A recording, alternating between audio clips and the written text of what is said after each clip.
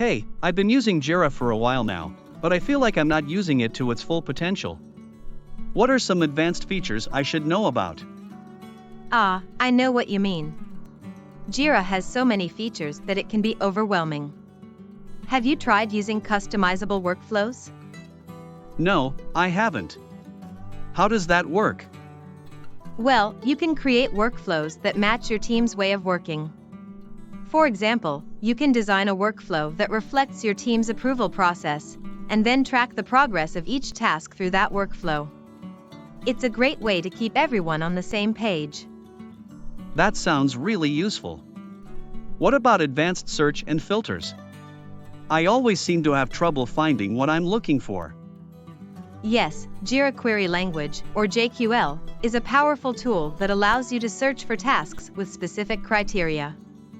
You can also save your searches and even share them with your team.